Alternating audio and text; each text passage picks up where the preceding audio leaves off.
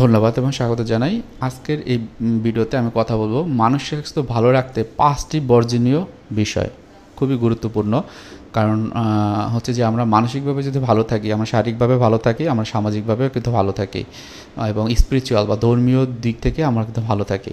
আজকের এই ভিডিওতে আমি কথা বলবো আসাদুজ্জামান রাজু, কাউন্সেলিং সাইকোলজিস্ট, বর্তমানে প্র্যাকটিস করছি final mental health care centre, যেটি মিরপুর 2 অবস্থিত। খুবই গুরুত্বপূর্ণ 5টি ঘটনার কথা বলবো বা 5টি বিষয়ের কথা বলবো, যেটি যদি আপনার মাথায় রাখেন এবং সেই অনুযায়ী চলেন, দেখবেন আপনার মানসিক যে সুস্থতা সেটা খুব ভালো থাকবে। প্রথমেই যেটি আসে সেটা হলো নিজেকে খারাপ মানুষ না ভাবা। আমাদের লাইফে বিভিন্ন রকম অ্যাক্টিভিটির সাথে আমাদের মিশতে হয়, বিভিন্ন মানুষের সাথে নিজেকে এনগেজ করতে হয়, সেখানে অনেক ধরনের লার্নিং আমাদের থাকে, অনেক কিছু আমরা তাদের কাছ থেকে শিখি, আবার তারাও আমাদের কাছ থেকে অনেক কিছু হেল্প পায়। তো এই জায়গাটাতে আমার কিছু ক্ষেত্রে ভুল হয়ে যেতে পারে। সেই ভুলগুলো যদি আমার ইচ্ছাকৃত হতো তাহলে একটা বিষয়, কিন্তু আমরা কেউই কিন্তু ভুল করে কোনো ইচ্ছা করে কিন্তু কোনো ভুল করি না। সুতরাং এই জায়গাটাতে কোনো একটা ভুল হয়ে গেল বা কোনো একটা কাজ অনেক দিন ধরে আমি করে ফেলছি, এটার রেজাল্টটা ভালো হলো না, তার মানে আমি খারাপ মানুষ, আমার দ্বারা সম্ভব না। নো, এটা ভাবা যাবে না। বরং আপনি আপনার জায়গা থেকে চেষ্টা করেছেন, এখন আপনি আপনার ইনসাইটটা ভালো কাজ করে এখন বুঝতে পেরেছেন যে ওটা ভালো না বা ওটা করা ঠিক হয়নি, তার মানে এই না যে আপনি একদম খারাপ মানুষ। সুতরাং এটা সবসময় মনে রাখবেন যে নিজেকে সব কিছুকে মানে দোষ দেয়া সেটা করা যাবে না।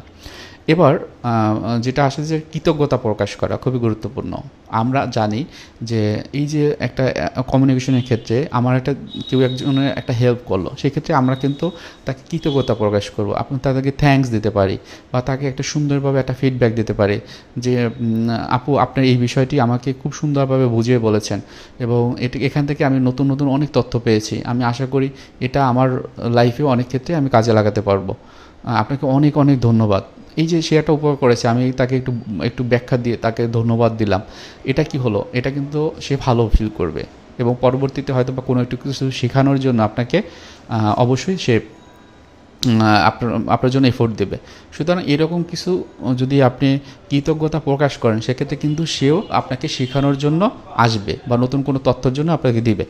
এরপর এই কৃতজ্ঞতা শুধুমাত্র আপনার ফ্যামিলি মেম্বারদের ক্ষেত্রে যে প্রযোজ্য হবে এমন না, বা একদম প্রযোজ্য হবে না এমনও না।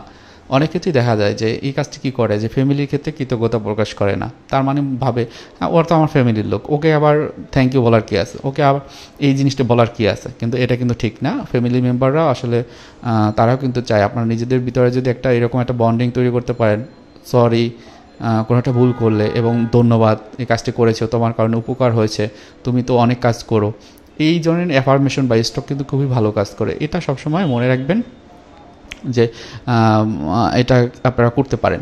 তারপর যেটা হলো যে নিজের সক্ষমতাকে কখনো ছোট করে দেখবেন না। খুবই ইম্পর্ট্যান্ট এই বিষয়টি, কারণ অনেকের ভিতরে দেখে যে আমি এই কাজটি করেছি, এটা আর কি করলাম, এমন কি, এটা তো ওইরকম কিছু না। নো, এটা ইম্পর্টেন্ট, আপনি করেছেন, এটা আপনার মাধ্যমে তৈরি হয়েছে বা আপনার মাধ্যমেই এটা ফুলফিল হয়েছে। সুতরাং এটাকে গুরুত্ব দেওয়া, এটাকে ছোট করে দেখা না, বরং এই কাজটি আপনি ছিলেন বলে বা আপনি করেছেন বলেই কিন্তু এটাকে সফল হয়েছে। সুতরাং এটাকে ছোটোভাবে না দেখে বরং এটা আপনার একটা সাকসেস সেভাবে দেখতে পারেন। অন্য কোনো বিষয়ে নেতিবাচক ধ্যান ধারণা করবেন না বা মনোভাব রাখবেন না। অনেকেই আছে যে বিভিন্ন বিষয়ে যা কিছু আসুক না কেন নেগেটিভভাবে দেখে, নেতিবাচকভাবে দেখে, এটা তো এরকম হয়নি, সমালোচনা করতে প্রস্তুত থাকে। সো এই সমালোচনা থেকে আপনি নিজেকে দূরে রাখবেন, কারণ সমালোচনা যদি করেন কনস্ট্রাকটিভলি করবেন এবং কাউকে যদি ফিডব্যাক দিতে হয় সেক্ষেত্রে আমরা বলি যে অবশ্যই তাকে হচ্ছে যে অ্যাসার্টিভভাবে তাকে ফিডব্যাকটা দেওয়া, যেটা হলো তার মনের ক্ষেত্রে ভালো কাজ করবে, সে ভালো থাকবে। সো সব ক্ষেত্রে একটু পজিটিভভাবে দেখা খুবই ভালো, এটা আপনার চক্ষুর যে একটা প্র্যাকটিসও কিন্তু অনেক ক্ষেত্রে হবে। এরপর সর্বশেষে যে জিনিসটি, জাজমেন্ট বা তুলনা না করা। অনেক ক্ষেত্রেই আমরা বিভিন্ন বিষয়ে জাজমেন্ট করে ফেলি, বিভিন্ন রকমের তুলনা করে ফেলি, এটা ভালো, এটা খারাপ, এটা ছোট, ওটা বড়, এই ধরনের কিছু না। মনটাকে শান্ত রাখা, একটু নিজের জায়গা থেকে যতটুকু সম্ভব মানুষকে একটু পজিটিভ ফিডব্যাক দেওয়া, সাথে সাথে নিজেকে ফিডব্যাক দেওয়া।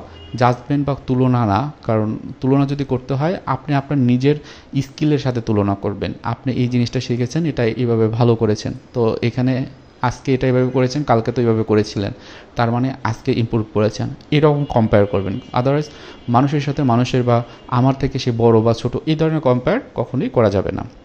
এবং এখানে যদি কোনো সমস্যা হয় সেক্ষেত্রে একটু মাইন্ডফুলনেস প্র্যাকটিস আপনারা করতে পারেন, ব্রিদিং এক্সারসাইজ করতে পারেন, নিজের পজিটিভ কিছু হচ্ছে যে বিষয়গুলো আপনার পজিটিভ সেগুলো একটু লিখে ফেলতে পারেন। আপনারা একটা ডায়েরি রাখতে পারেন সুন্দরভাবে, নিজেকে ভালোবাসার যে বিষয়গুলো বা সেন্টেন্সগুলো খুব সুন্দরভাবে লিখতে পারেন। আপনার কী কী অ্যাসেট রয়েছে সেগুলো একটু লিখতে পারেন। এটির মাধ্যমে দেখবেন যে আপনার মনটা খুব ভালো থাকবে। মানুষের সাথে মেশার ক্ষেত্রে বিভিন্ন রকম অ্যাসার্টিভনেস প্র্যাকটিস আপনারা করতে পারেন। আপনার এই পৃথিবীতে আপনারা এসেছি আমরা অনেক কিছু শেখার জন্য, মানুষকে হেল্প করার জন্য। সুতরাং ওই যে একটা মানে অন্যকে আমি হেল্প করব বা সাহায্য করবো, সেরকম একটা মন মানসিকতা তৈরি করে নেওয়া। নিজের ভিতরে অ্যাংজাইটি বা ডিপ্রেশন থাকলে সেগুলো একটু খাতায় লিখে সেগুলোকে সুন্দরভাবে ডিল করা। মনের কষ্টগুলো বলতে পারে এরকম একজন লোক থাকা, যাকে কনফিডেন্সিয়াল লাগবে আপনার কথাগুলো, এবং আপনি মন খুলে তাকে কথাগুলো বলতে পারবেন। তো মোটামুটি এই বিষয়গুলো যদি মনে রাখেন, দেখবেন অনেক ক্ষেত্রেই আপনার কোনো সমস্যা মানসিক সমস্যা মনে হবে না। সবাই ভালো থাকেন, সুস্থ থাকেন। আসসালামু আলাইকুম।